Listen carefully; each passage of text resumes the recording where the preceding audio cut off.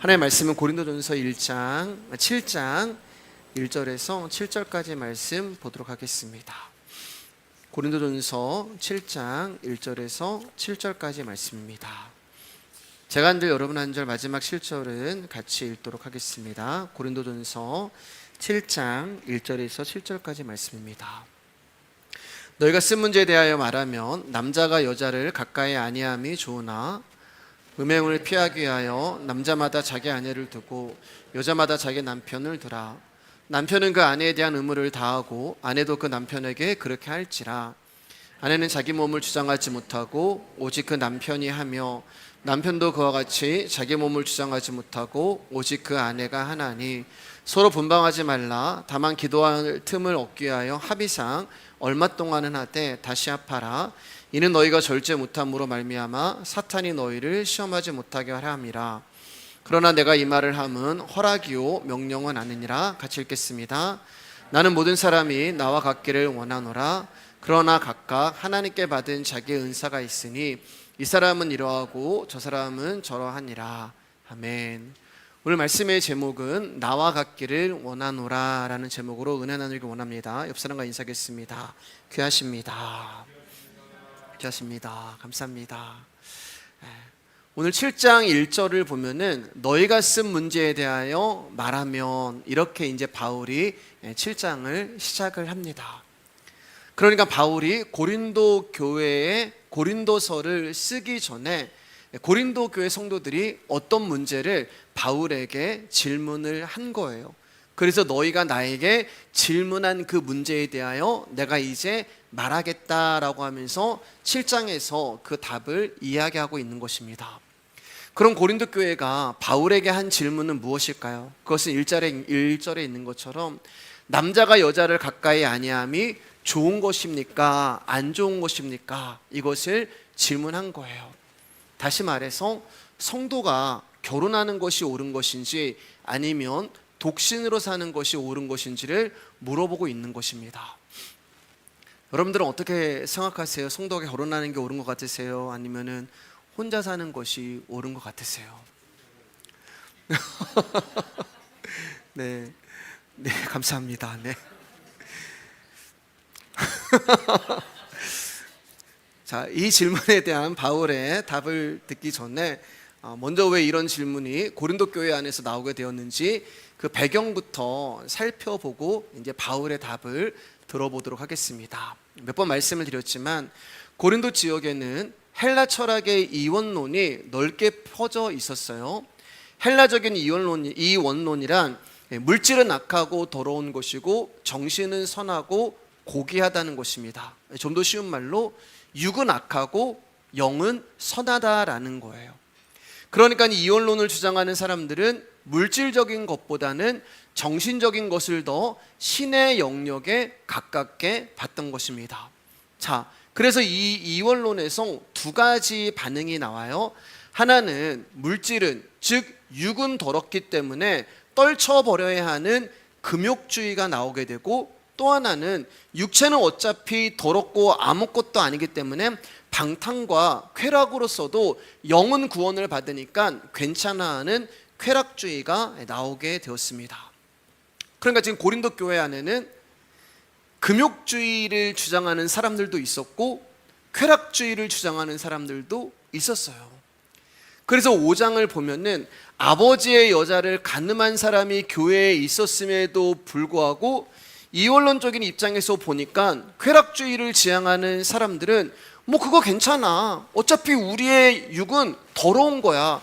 우리의 영은 구원받았기 때문에 괜찮은 거야 라고 그 고린도 교회에서 그 사람을 쫓아내지 않았던 거예요.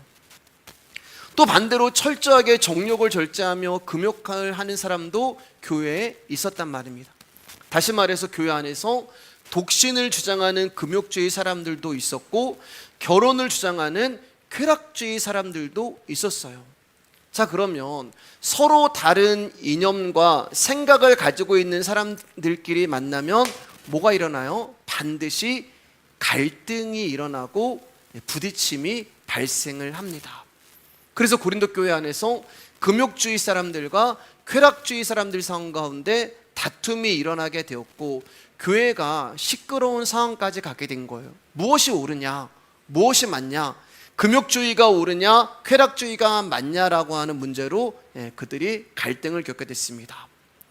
아마 어떻게 했든 그 사람들은 자기들 안에서 시시비비를 따져서 이 문제를 해결하려고 했었는데 해결이 되지 않은 거예요. 그래서 이 문제를 가지고 고린도 교회를 개척한 바울에게 답을 얻고자 한 것입니다. 그래서 1절에서 너희가 쓴 문제에 대하여 너희들이 지금 무엇이 옳으냐 무엇이 맞냐라고 나에게 질문한 이것에 대하여 성도가 결혼하는 것이 옳은 것입니까? 독신으로 사는 것이 좋은 것입니까? 라는 너희들의 질문에 대한 나의 답을 이제 너희에게 하겠다라면서 7장을 시작하는 거예요. 자, 이해가 되셨죠? 예. 그럼 이 질문에 대한 바울의 답을 먼저 들어보겠습니다. 7절입니다. 시작. 나는 모든 사람이 나와 같기를 원하노라. 그러나 각각 하나님께 받은 자기의 은사가 있으니 이 사람은 이러하고 저 사람은 저러하니라. 여기 보면 나는 모든 사람이 나와 같기를 원하노라. 이 말씀을 문자 그대로 받아들이면 모든 사람이 바울처럼 독신으로 사는 것이 좋다라는 말처럼 들려요. 그런데 바울의 말 뒤에는 그러나라고 하는 접속사가 쓰이고 있음을 봐야 돼요. 이 그러나라고 하는 접속사는 앞의 내용과 뒤의 내용이 상반될 때 쓰이는 접속 부사가 됩니다. 그러니까 7절을 풀어서 말씀을 드리면 나는 모든 사람이 다 나와 같기를 바란다. 그러나 사람은 각각 하나님께로 받은 은사가 있어서 이 사람은 저러하고 저 사람은 저러하다, 이런 뜻이 돼요. 아직도 이게 무슨 말이 좀 헷갈리죠? 자, 그러면 이 사람은 이러하고 저 사람은 저러하다라고 하는 바울의 말의 진의가 무엇인지 우리 한번 보도록 하겠습니다. 고린도전서 7장 7장 8절 그리고 17절에서 23절, 제가 한 절 여러분 한 절 읽을게요. 빨간 글씨가 있는 곳을 좀 주목해서 봤으면 좋겠습니다. 내가 결혼하지 아니한 자들과 과부들에게 이르노니 나와 같이 그냥 지내는 것이 좋으니라. 오직 주께서 각 사람에게 나눠주신 대로 하나님이 각 사람을 부르신 그대로 행하라. 내가 모든 교회에서 이와 같이 명하노라. 할례자로서 부르심을 받은 자가 있느냐? 무할례자가 되지 말며 무할례자로 부르심을 받은 자가 있느냐? 할례를 받지 말아라. 할례를 받는 것도 아무것도 아니요 할례 받지 아니하는 것도 아무것도 아니로되 오직 하나님의 계명을 지킬 따름이니라. 각 사람은 부르심을 받은 그 부르신 그대로 지내라. 내가 종으로 있을 때 부르심을 받았느냐? 염려하지 말라. 그러나 내가 자유롭게 될 수 있거든 그것을 이용하라. 주 안에서 부르심을 받은 자는 종이라도 주께 속한 자유인이요 또와 같이 자유인으로 있을 때 부르심을 받은 자는 그리스도의 종이니라. 너희는 값으로 사신 것이니 사람들의 종이 되지 말라. 같이 읽을까요? 형제들아, 너희는 각각 부르심을 받은 그대로 하나님과 함께 거하라. 우리가 읽은 이 말씀 가운데 가장 많이 나오는 단어가 부르심이라는 단어고, 가장 많이 나오는 말씀이 부르심을 입은 그대로 지내라라는 말씀이에요. 쉽게 말씀드리면 세상이 규정한 어떤 것에도 매이지 말라는 것입니다. 세상의 그 어떤 구별도 중요하지 않다는 거예요. 모든 관습과 정통들이 아무것도 아니라는 말이고, 유대인들이 목숨을 거는 할례도 아무것도 아니라는 것이고, 종으로 있으나 자유인으로 있으나 아무것도 아니라는 거예요. 가장 중요한 것은 뭐냐? 부르시는 분과 함께 거하는 것이 중요하다라는 말이에요. 그러니까 바울이 7장 전체를 통하여서 우리 가운데 하고 싶은 논지는 뭐냐? 결혼하지 말고 독신으로 살라는 것이 아니라 하나님이 부르신 지금 있는 그 모습 그대로 지내라는 거예요. 다시 말해서 결혼을 하면 한 대로 지내고 하지 않으면 하지 않은 대로 그냥 지내라는 것입니다. 결혼을 하는 것도 하나님의 은혜고 하지 않는 것도 하나님의 은혜이기 때문에 하나님이 주시는 것을 받은 대로 지내면 된다는 말이에요. 이것이 이 사람은 이러하고 저 사람은 저러하다라고 하는 말에 진의가 되는 것입니다. 즉 결혼을 하든 독신으로 살든 그것이 신앙의 기준이 될 수 없다는 거예요. 그러니까 하나님의 관심은 우리가 이 세상에서 어떤 모습으로 살아가는가에 있는 것이 아니라 세상과 구별된 거룩한 무리, 즉 성도로 살아가고 있는지 그렇지 않은지에 관심이 있는 거예요. 그래서 5장에서 음행을 해도 너는 성도야. 6장에서는 지난 시간에 뭘 배웠어요? 세상을 판단해야 하는 성도가 세상으로부터 판단을 받는 일은 있을 수 없어. 그리고 7장에 와서는 성도는 결혼을 하건 독신으로 살건 그게 문제가 아니라 유월절 어린 양 예수 그리스도의 희생을 아는 자로 이 세상에서 살아가는 것이 중요해. 그 말씀을 하고 계시는 거예요. 그러니까 바울이 지금 얘기하는 것은 너희 몸이 누구의 것이냐 이 얘기를 하고 있는 거예요. 너희는 성도야. 성도가 지난 시간에 배웠잖아요. 성도는 하나님 나라를 소망해야 되는데 유산 가지고 싸움, 그거는 말도 안 되는 얘기야. 그 말씀을 하고 있는 거예요. 그러니까 지금 바울이 나는 모든 사람이 나와 같기를 원하노라 라는 이 말 안에 담겨있는 비밀은 모든 사람이 자기처럼 독신이 되라는 말이 아니라, 여러분 잘 보셔야 돼요. 이 말씀 다시 한번 좀 띄워주실까요? 7장 7절 말씀, 나는 모든 사람이 나와 같기를 원하노라 라고 하는 이 바울의 말에 담겨있는 복음의 비밀은 모든 사람이 자기처럼 독신이 되라는 말이 아니라 성도는 이미 예수님과 결혼한 신부라는 거예요. 그러니까 바울은 그럼 독신이에요? 독신이 아니에요? 독신이 아니란 말입니다. 바울은 독신이 아니라 예수님과 결혼한 성도라는 거예요. 즉 예수님이 바울의 신랑이라는 거예요. 그런데 모든 사람이 나와 같기를 원하노라. 그러면 이 예수님이 나의 신랑이고 바울의 신랑이 예수님이란 말입니다. 그러면 지금 이 바울이 모든 사람이 나와 같기를 원하노라, 그 말은 독신으로 살라는 말이 아니라 나처럼 살아야 돼, 그 말을 하는 거예요. 독신으로 살라는 얘기가 아니라 인간의 어떤 행위도 자기 신앙을 증명하기 위한 도구로 내세우거나 자랑하지 말고 십자가만을 높이고 자랑하는 나처럼 살아야 돼, 그 말씀하고 있는 거예요. 근데 우리는 이 말씀 하나 딱 띄워가지고 봐라, 바울도 독신처럼 사니까 하나님의 뜻이 독신으로 사는 거야, 그 말이 아니에요. 바울의 결혼을 했어요. 바울의 신랑은 예수 그리스도란 말입니다. 그러니까 예수님이 신랑이 원하는 삶을 바울이 살아가기를 원하는 거예요. 그래서 모든 사람이 나와 같기를 원하느라 모든 사람이 신랑이 원하는 삶을 살아가기를 원한다. 성도는 신랑이신 예수님을 증거하는 삶, 신랑이신 십자가를 자랑하는 삶을 살아야 돼. 왜냐하면 그 삶을 신랑이신 예수님이 원하기 때문에 그래. 그러니까 바울은 부르심을 입은 모든 성도가 나와 같이 신랑이신 예수님이 원하시는 십자가만을 증거하고 예수 그리스도의 이름만을 높이는 그 삶을 살기를 원하노라. 이게 중요하다는 거예요. 결혼을 하든 독신을 하든 그게 중요한 게 아니란 말입니다. 그러니까 우리 안에 이 삶이 나오지도 않으면서 예수님이 원하는 삶을 내가 살아가지도 않으면서 나는 하나님을 위해서 독신으로 살 거야 라고 말하는 것은 예수님을 이용해서 현실을 도피하고 편하게 살고 싶어하는 나는 자연인이다와 같은 자기사랑에서 나오는 생각이라는 거예요. 제가 그 프로를 이렇게 비하하는 게 아니고 그냥 원고를 타이핑을 치다가 그냥 나는 자연인이다. 저도 가끔 이제 저렇게 살고 싶다는 생각하거든요. 그 얘기를 하는 거예요. 이처럼 바울의 삶의 중심은 십자가였고 십자가라는 새로운 시각에서 모든 삶과 세상을 바라보고 있는 거예요. 그러므로 독신으로 사는 것이 자기 신앙을 증명하는 것으로 나타내서도 안 되고 마찬가지로 결혼 역시 자기를 위한 것이 되면은 안 된단 말이에요. 자, 이제 이런 시각을 가지고 2절 말씀을 보시길 바랍니다. 고린도서 7장 2절입니다. 시작.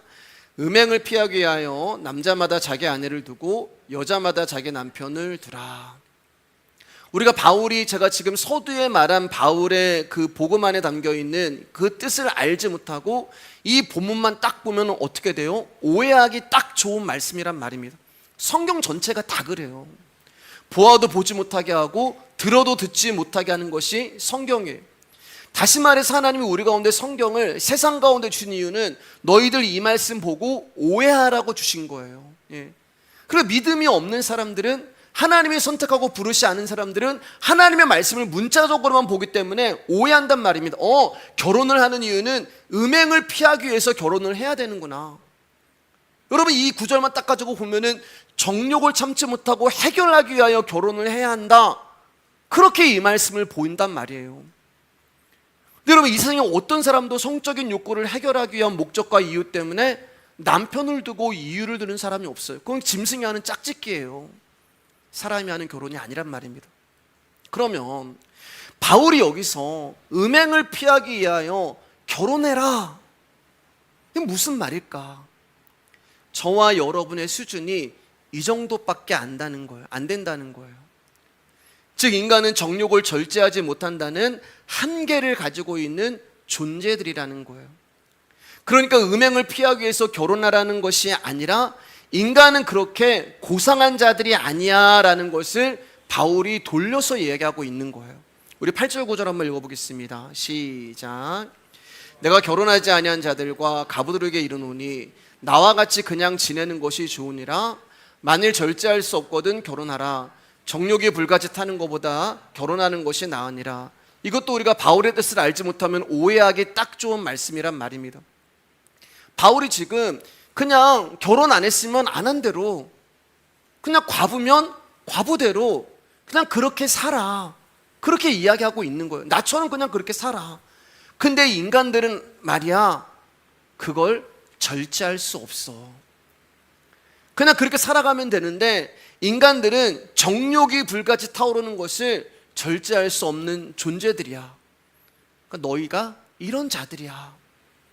저와 여러분이 정욕을 참지 못하는 자들이고, 절제하지 못하는 자들이고, 금욕하지 못하는 자들이고, 내 안에 있는 화를 다스리지 못하는 자들이고, 자기를 이기지 못하는 자들이고, 자존심 상해하는 자들이고, 기분 나빠하는 자들이고, 시험에 드는 자들이고, 이게 너희들이야.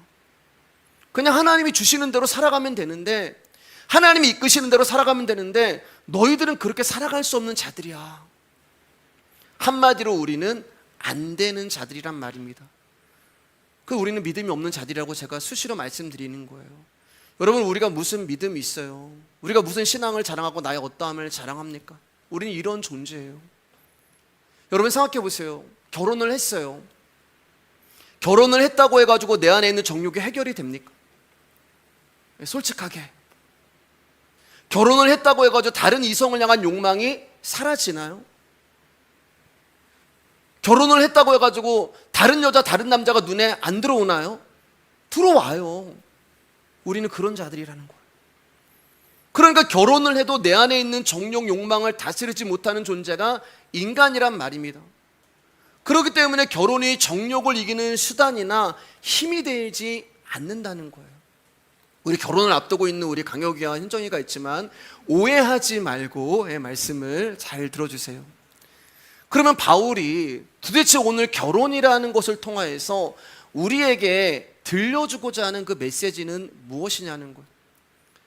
서두에 바울은 고린도 교회가 자신에게 한 질문, 즉 너희가 쓴 문제에 대하여 말하면, 이렇게 이야기하면서 결혼을 하든 독신으로 살든 그게 중요한 것이 아니라 성도는 말이야, 오직 부르신 예수 그리스도와 관계, 그분과 함께 사는 것이 중요해, 이렇게 답을 줬잖아요. 여러분, 우리 이제 강혁이와 현정이가 만나서 이제 결혼을 합니다. 결혼을 하는 이유가 뭐예요? 행복해지고 싶어서 하는 거잖아. 그렇지? 현정, 그렇지? 행복해지고 싶어서 결혼하는 거예요. 더 솔직하게 말하면 강혁이는 현정이보다 내가 더 행복해지고 싶어서 결혼하는 거고, 현정이 역시 강혁이보다 내가 더 행복해지고 싶어서 결혼하는 거예요. 여러분, 결혼하는 것은 내가 행복해지고 싶어서 결혼하는 거예요. 그래서 남편은 아내를 통해서 행복해지기를 원하고, 아내 역시 남편으로 인하여 자신이 행복해지기를 바랍니다. 이 남자면은 나를 행복하게 해줄 수 있을 것 같아. 나를 행복하게 해주는 거. 이 여자라면은 나를 기쁘게 해줄 수 있을 것 같아. 내가 행복해지는 거예요. 저 사람과 결혼하면 내가 행복해질 거야. 이기적인 거예요, 여러분. 그러니까 남자든 여자든 저 사람과 결혼하면은 내가 행복해질 수 있겠다라는 생각이 지배적이란 말이에요. 그러니까 자신이 행복해지기 위해서는 남편은 아내를 이용하고 아내는 남편을 이용하는 거예요. 자, 그러면 결혼은 뭐예요? 나를 위해서 저 사람을 이용하는 게 결혼이란 말입니다. 이건 독신도 마찬가지예요. 독신으로 사는 이유가 뭐예요? 내가 편하고 싶어서 사는 거잖아요. 내가 귀찮으니까 나 누구한테 간섭 안 받고 싶어서 그 독신으로 살아가는 거잖아요. 그 안에 그게 깔려 있는 거예요.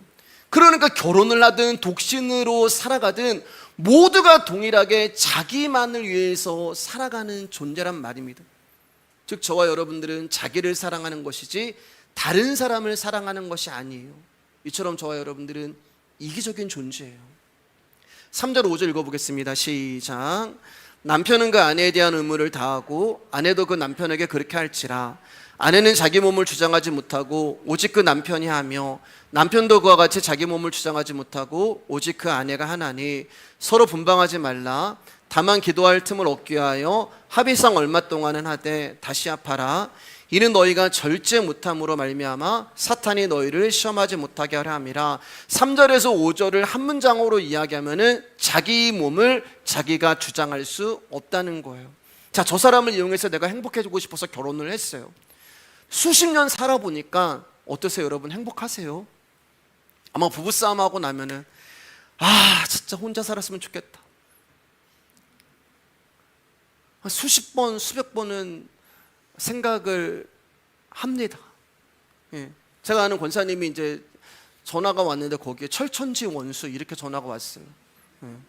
남편이시더라고. 남편 집사님. 행복해지고 싶어서 결혼을 했는데 왜 철천지 원수가 뜨냐는 거예요. 그것은 자기 몸이 상대방에게 구속되었기 때문에 그래요.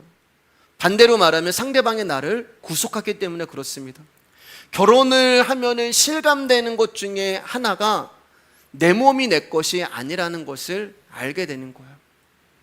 결혼을 하면은 친구들 좀 만나고 싶은데도 그게 이제 안 되는 거예요. 예, 막 구속이 들어오기 시작하는 거예요. 뭐 총각이었을 때는 혼자 여행도 가고 막 바람도 싶은데 결혼을 하면은 그 구속이 들어오는 거예요. 부부가 되면은 남편은 아내의 요구에 따라서 남편은 아내의 요구에 따라서 움직이게 되는 경우가 많아요. 왜요? 저 사람을 이용해야지만 내가 행복하기 때문에 그래요. 그러니까 서로가 상대방의 몸을 내 것이라고 이제 주장을 하는 거예요. 근데 내 몸은 내 말을 듣고 싶지 다른 사람의 말을 듣고 싶어 하지 않아요. 그러니까 거기서 불화가 오고 다툼이 오고 어려움이 오는 것입니다. 이게 지금 바울이 결혼이라는 것을 통하여서 우리 가운데 들려주고 싶은 메시지예요. 그것은 결혼을 하면은 남편과 아내는 서로가 자기의 몸을 주장할 수 없다라는 것을 알려주고 있는 거예요. 이게 복음의 비밀이에요. 즉 너희의 몸은 뭐예요? 너희의 것이 아니라 예수 그리스도의 것이다. 왜 여러분? 우리는 예수님과 결혼한 사람들이잖아요. 우리는 예수 그리스도가 우리 신랑 되시잖아요. 그렇기 때문에 너희의 몸은 너희의 것이 아니라 예수 그리스도의 거야. 이게 성도야. 그 얘기를 하고 있는 거예요. 이 이야기를 지금 결혼이라는 관계를 통해서 우리 가운데 알려주고 있는 것입니다. 우리가 예수님의 신부고 그분이 우리의 신랑이기 때문에 우리의 몸은 내가 주장하는 내 몸이 아니라 그리스도가 주장하는 그리스도의 몸이라는 거예요. 그래서 분방하지 말아라. 왜냐하면 내 몸은 내 것이 아니기 때문에 그리스도의 몸이기 때문에 네 맘대로 네 몸을 주장할 수 없어. 그 이야기를 하고 있는 것입니다. 그러니까 음행을 피하기 위하여 자기 아내와 자기 남편을 두라고 말하며 부부관계의 의무를 이야기하는 것은 단순히 어떤 성적인 이야기를 하는 것이 아니라 고린도 교회야. 너희들은 예수 그리스도와 결혼한 신부이기 때문에 너희의 몸은 남편이신 예수 그리스도의 것이다. 그러므로 남편을 떠나서 다른 남자와 음행을 하면 안 돼. 그 영적인 내용을 말하고 있는 거예요.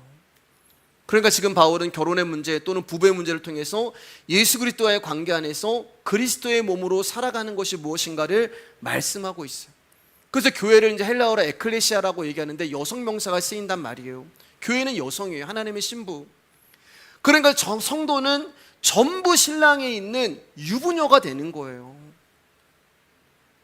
그런데 성도인 우리가 유부녀가 신랑이 없는 척하면서 자기 몸을 자기 마음대로 주장을 하면 어떻게 되는 거예요? 남편을 부인하고 남편을 부정하고 나는 남편이 없어요. 남편 데리고 와라. 남편이 없어요. 그런 사람을 뭐라고 얘기하냐면은 창녀라고 이야기하는 거예요. 여러분, 바울이 지금 고린도전서 5장, 6장, 7장을 통해서 우리한테 계속 강조하고 있는 것이 너희의 몸이 누구의 것이냐를 말하고 있는 것입니다. 고린도전서 6장 16절에서 20절입니다. 우리 같이 읽겠습니다. 시작. 창녀와 합하는 자는 그와 한 몸인 줄을 알지 못하느냐. 일렀을 때 둘이 한 육체가 된다 하셨나니 주와 합하는 자는 한 영이니라. 음행을 피하라. 사람이 범하는 죄마다 몸 밖에 있거니와 음행하는 자는 자기 몸의 죄를 범하느니라. 너희 몸은 너희가 하나님께로부터 받은 바 너희 가운데 계신 성령의 정인 줄을 알지 못하느냐. 너희는 너희 자신의 것이 아니라 값으로 산 것이 되었으니 그런즉 너희 몸으로 하나님께 영광을 돌리라. 여기 분명하게 말씀하시잖아요. 너희 몸은 너희 게 아니야. 너희 몸은 하나님의 아들의 핏값으로 샀기 때문에 너희의 것이 아니라 하나님이 거하시는 거룩한 성전이라고 분명하게 말씀하는 것입니다. 즉 우리의 몸은 신랑 대신 하나님의 것이지 내 것이 아니라는 말이에요. 근데 우리는 너무 이것을 자주 잊어버려요. 우리는 너무 이 하나님 말씀을 자주 잊어버려요. 우리는 너무 많은 이 은혜를 잊어버리고 산단 말입니다. 예수님 나의 신랑이고 예수님 나의 주인이라고 이야기하면서 여전히 내가 내 인생의 주인이 되어서 살아가려고 한단 말입니다. 그게 창녀가 되어 바람을 피는 것이고 불륜을 저지르는 것이에요. 그래서 오늘 결혼이라는 관계를 통하여 다시 한번 너희의 몸은 주님의 것이다. 너희 몸은 주님이 당신의 뜻대로 사용해서 하나님께 영광 돌리길 원하는 거룩한 성전이라고 다시 우리 가운데 가르쳐주고 있는 것입니다. 그러니까 결혼을 하든 이혼을 하든 독신으로 살든 그런 세상이 말하는 것에 얽매이지 말고 성도야, 너희가 누구인지 잊어버리지 말고 너희 몸이 누구의 것인지 잊어버리지 말고 신랑 되신 그리스도와 연합되었음을 항상 잊지 말고 성도로 살아야 돼. 그 이야기를 하고 있는 거예요. 여러분, 부부가 행복하지 않은 이유는 서로 자기의 몸을 주장하기 때문에 행복하지 않은 것입니다. 그런 부부가 한 몸이 되었다는 말은 한 마음 한 뜻 한 생각 한 몸이 되었다는 것은 뭘 말하는 거예요? 같은 곳을 바라본다는 거예요. 각자 주장하면 다른 곳을 바라보기 때문에 행복하지 않은 거예요. 근데 그런 부부가 한 몸이 됐어요. 한 마음이 됐어요. 한 뜻이 됐어요. 같은 곳을 바라보게 되었단 말입니다. 한 방향으로 움직이고 한 방향으로 걸어가게 되는 거예요. 이것이 하나님이 우리 가운데 정하신 질서란 말입니다. 즉 하나님이 원하시는 그 방향대로 저와 여러분들이 살아가게 되고 걸어가게 되는 거예요. 왜냐하면 예수 그리스도 우리의 신랑이기 때문에. 우리가 자꾸 삐딱하게 돼요. 하나님 우리를 계속 당신의 신부로 완성될 때까지 우리를 다루어 가시는 거예요. 여러분, 결혼하기 전에 직장을 옮기거나 그만두는 것은 큰 어려움이 없습니다. 혼자 살아가기 때문에. 근데 결혼을 하면은 사정이 달라져요. 때려치고 싶어도 힘들어도 그만두지 못해요. 직장 생활을 하시는 분들은 12번도 더 때려치우고 싶고 더러운 마음도 있지만 그러지 못해요. 왜요? 아내가 있기 때문에 그래요. 자식이 있기 때문에 그래요. 아, 내가 처자식 때문에 참는다. 술 한잔 거하게 취하고 오시면 애들 막 끼어가지고 아빠가 무슨 일인지 알아? 내가 너희들 때문에 참는 거야. 당장 내가 사표 내고 싶고 때려치고 싶지만 내가 당신 때문에 참는 거야. 그러면 여러분, 이 말은 나를 살아가게 하는 것이 가족이란 말이에요. 내가 죽고 싶어도 너네 때문에 못 죽어. 그런 말 하잖아요, 여러분. 많이 들어보셨을 거 아니에요. 다시 말해서 내가 오늘도 살아있는 이유는 아내 때문이고 오늘도 살아가는 이유는 자식 때문이란 말이에요. 아내와 자식이 없었으면 내 성질대로 내 마음대로 내가 막 죄지면서 내 마음 편하는 대로 막 그렇게 막 살았을 텐데, 아내와 자식 때문에 내 몸을 내 것이라고 주장하지 못하며 살아간다는 말입니다. 그러니까 무슨 말이에요? 내 몸을 내 마음대로 하지 못하게 만드는 아내와 자식에게 감사란 말입니다. 여러분, 우리는 절제하지 못한다고 말씀드렸잖아요. 금욕하지도 못하는 존재라고 말씀드렸어요. 내 정욕도 이기지 못하는 존재라고 말씀드렸어요. 그런 인간이 이 세상을 살아갈 때 유혹이 없겠습니까? 세상이 유혹하면 안 넘어가겠어요? 요셉은 안 넘어갔잖아요. 여러분, 요셉은 예수 그리스도를 예표하시는 분. 여러분, 우리는 그렇게 강한 사람이 아니에요. 아무도 안 보는 상황과 아무도 없는 환경만 되면 우리는 죄를 지을 수밖에 없는 사람. 그래서 하나님 우리를 먼저 광야로 끌고 가신다고 말씀드렸잖아요. 우리를 광야로, 세례 요한을 부르시는데 그를 통하여서 전도를 하게 되면 예루살렘에다 딱 던져놓으면 그 광장에 사람들이 많고 그 얼마나 전도하기 싫어요. 근데 예수님이 세례 요한을 광야에다 먼저 딱 세웁니다. 아무도 없어요. 나를 통제하는 사람도 없고 나에게 잔소리하는 사람도 없고. 그럼 거기서 뭐가 나와요? 진짜 내가 나와요. 나의 더러운 모습. 여러분, 혼자 있으면 우리는 죄밖에 나올 사람이 없어요. 그거 보라고. 우리는 그런 존재예요. 그런데 그럴 때마다 결혼을 했어요. 전에는 내 마음대로 살고 막 죄 짓고 살고 나 편한 대로 살고, 근데 내 육신이 원하는 대로, 내 정욕이 원하는 대로, 내 마음이 가는 대로 그렇게 살았는데 결혼을 했어요. 아내가 있고 자식이 있어요. 그렇게 못 사는 거예요. 전에는 그렇게 살았는데 아내 때문에 그렇게 못 살고, 자식을 생각하니까 그 유혹에서 벗어나게 되고, 아내를 생각하니까 그 죄악에서 벗어나게 되고. 그러니까 결혼이라는 것은 나를 세상 것들에게 절제하게 만들고 금욕하게 만드는 능력이 있단 말입니다. 그럼 이 말은 무슨 말이냐? 우리의 신랑이 예수님이란 말이에요. 여러분, 저와 여러분들이 어떻게 이 세상의 죄를 이기고 이 세상의 유혹을 이기고 이 세상을 절제할 수 있고 이 세상을 금욕할 수 있겠습니까? 신랑 대신 예수님을 생각하는 거예요. 신랑 대신 예수님을 생각하니까 나는 이렇게 살면 안 되지. 예수님을 생각하니까 그분이 날려 십자가에서 그렇게 당신의 목숨을 죽이시면서 나를 사랑하셨는데 내가 이렇게 살아가면 안 되지. 이렇게 막 살 수가 없지. 여러분, 몸을 깨끗이 하려고 수행하고 뭐 수도하고 이러라는 말씀이 아니에요. 나에게 신랑 대신 예수님이 계신다는 것을 잊어버리지 말라는 것입니다. 우리에게 의가 되시고 거룩이 되시고 구원이 되시는 그분이 나의 신랑이지. 그럼 내가 이렇게 살면 안 되지. 그제 강효가? 저는 우리 강효이가 너무 예쁩니다. 예. 그렇게 안 살잖아요. 예수님을 알므로, 주님을 만남으로 말씀이 이루어지는 거잖아요. 욥기 7장 19절입니다. 시작. 주께서 내게서 눈을 돌이키지 아니하시며 내가 침을 삼킬 동안도 나를 놓지 아니하시기를 어느 때까지 하시리까? 여러분, 이거는 요셉이 뭐라고 하냐면, 주님 이제 제발 좀 놔주세요, 그런 고백이에요. 침 삼키는 거 여러분 어려운 거 아니잖아요. 예. 침 꼴깍 삼키는 거 찰나의 순간이에요. 잠시의 순간이에요. 근데 주님이 그 순간도 우리를 놓지 않으신단 말입니다. 여러분, 이게 말씀 잘 묵상해 보세요. 나를 놓지 않은, 침 삼킬 동안도 그분이 나를 아시는 거예요.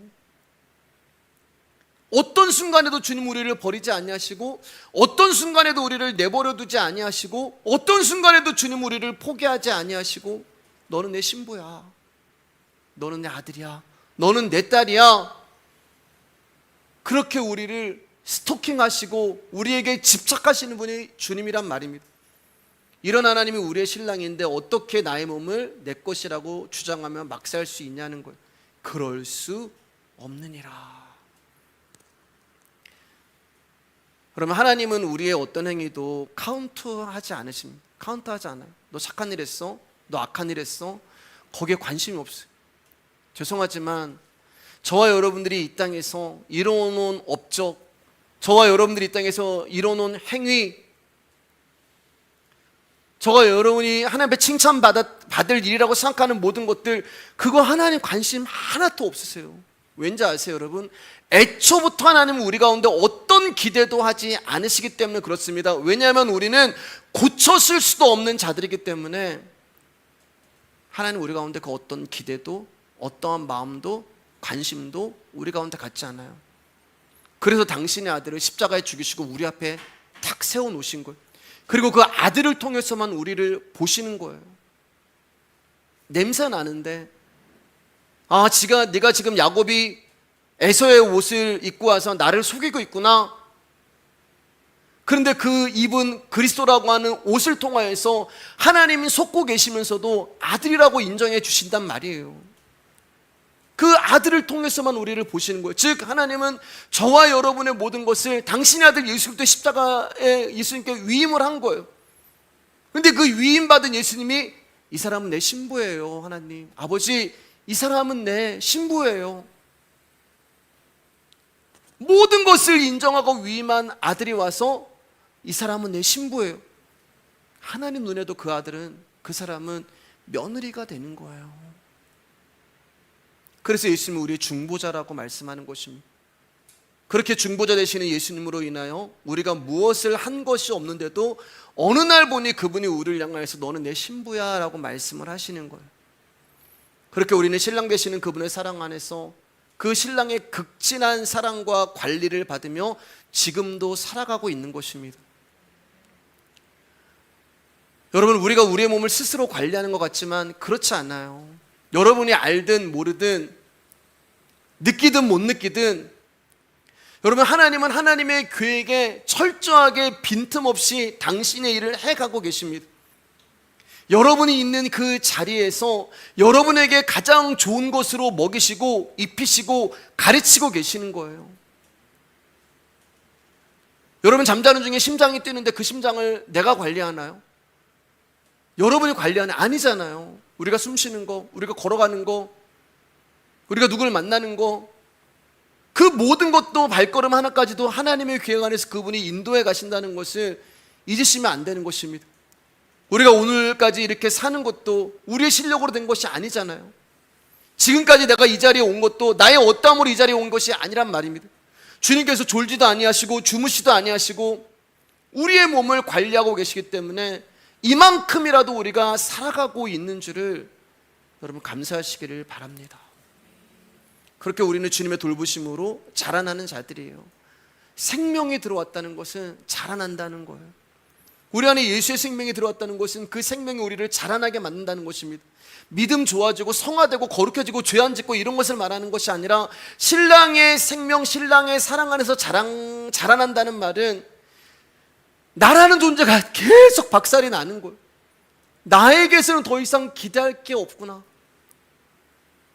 나는 안 되는 자구나. 나는 정말 하나님 앞에 정말 아무것도 아니구나. 그래서 아담이 따먹었던 선악과를 내 입에다 갖다 대면서 야, 먹어봐. 아니, 나 안 먹어. 내가 전에는 그 신랑의 사랑을 몰랐을 때는 그냥 내가 내 마음대로 살아보려고 그거 내가 따서 먹었는데, 이제는 그분의 생명이, 그분의 사랑이 나를 사랑하고 나를 살게 하시고 나를 관리하시니까 그 사랑 앞에 이 선악과 이제 눈앞에 있어도 안 먹어. 여러분, 하나님이 우리 가운데 선악과를 주신 이유는 제가 말씀드렸잖아요. 그거 따먹지 말라는 것이 있는 게 아니란 말입니다. 먹지 말아야지. 안 먹을 수 있어요, 여러분. 충분히 다짐하고 우리가 훈련하고 안 먹을 수 있어요. 다짐하고 결정하고 훈련하고 따먹지 말아야지. 유혹에 넘어가지 말아야지. 나는 절대 쳐다보지 말아야지. 얼마든지 우리 그렇게 할 수 있어요. 근데 우리 마음이 그러냐고요. 마음은 계속 먹고 싶은 거예요. 어떤 정신으로, 어떤 돌을 닦음으로 내가 그렇게 하지 말아야지라고 육체에겐 얘기할 수 있지만 내 마음은 이미 먹어도 수백 번, 수천 번을 따먹었단 말입니다. 오늘은 더 먹고 싶네. 오늘은 더 탐스럽네. 아무도 없는데 저거 한번 따먹어볼까? 아무도 없는데 저거 한번 내가 어떻게 해볼까? 그 마음에서 우리를 벗어나게 하시는 것이 하나님의 뜻이란 말입니다. 선악과를 두신 것은 이제는 마음으로도 아니에요. 나 예수 그리스도의 십자가의 은혜를 아는 사람이야. 나 그분의 생명을 받은 자야. 나 이제는 그런 거 안 먹어. 그래서 숨이 멎는 그 순간까지도 은혜만 붙들고 예수만 붙들고 신랑의 사랑만을 받고 자라나는 것이 하나님이 우리를 신부로 부르신 그 계획과 은혜가 안에 있단 말입니다. 세상이 보기에는 찌질이 같아 보이고 바보 같아 보이고 실패자 같아 보이고 패배자처럼 보일 수 있고 백수처럼 보일 수 있지만 하나님 눈에는 너는 성공한 자야, 그렇게 보이는 거예요. 근데 우리가 이 하나님의 말씀에 관심이 없고 세상에서 뭔가 하려고 하니까 하나님 앞에 원망과 불평과 불만이 나오는 거예요. 하나님 우리 인생 가운데 오셔서 완성하시는 당신의 일이란 말입니다. 십자가의 공로, 십자가의 은혜를 아는 자로, 십자가의 필연성과 절대성을 아는 자로 그 사람이 하나님의 신부요, 교회요, 성도가 되는 것입니다. 우리 끝으로 베드로전서 3장 1절 7절 교독하시고 말씀 마치겠습니다. 아내들아 이와 같이 자기 남편에게 순종하라. 이는 꼭 말씀을 순종하지 않는 자라도 말로 만미하지 않고 그 아내의 행실로 말미암아 구원을 받게 하려 함이라. 너희의 두려워하여 정결한 행실을 봄이라. 너희의 단장은 머리를 꾸미고 금을 차고 아름다운 옷을 입는 외모를 하지 말고 오직 마음에 숨은 사람을 온유하고 안정한 심령에 썩지 아니할 것으로 하라. 이는 하나님 앞에서 값진 것이니라. 전에 하나님께 소망을 두었던 거룩한 부녀들도 이와 같이 자기 남편에게 순종함으로 자기를 단정하였나니 사라가 아브라함을 주라 칭하여 순종한 것 같이 너희는 생활행하고 아무 두려운 일에도 놀라지 아니하며 그의 딸이 된 것이니라. 같이 읽겠습니다. 남편들아 이와 같이 지식을 따라 너희 아내와 동거하고 그를 더 연약한 그릇이요 또 생명의 은혜를 함께 이어받을 자로 알아 귀히 여기라. 이는 너희 기도가 막히지 아니하게 하려 함이라. 하나님의 질서는 아담을 택하시고 그 다음에 하를 만드신 것입니다. 그래서 사라도 아브라함을 향해서 나의 주여라고 얘기한 거예요. 여러분 이것은 남자가 높다는 얘기가 아니에요. 여기 말하면 남편들아 얘기하잖아요. 여러분 결혼이라는 것은 에베소 5장 말씀을 보면은 남편들아 아내들아 얘기하잖아요. 예수 그리스도가 남편 되신 예수님이 아내인 교회를 어떻게 사랑하시고 십자가에 죽기까지 사랑하셨단 말입니다. 남편들아, 아내는요, 아내들아, 그 은혜를 받았으니까 예수 그리스도를 존경하는 거예요. 그게 결혼의 의미가 되는 것입니다.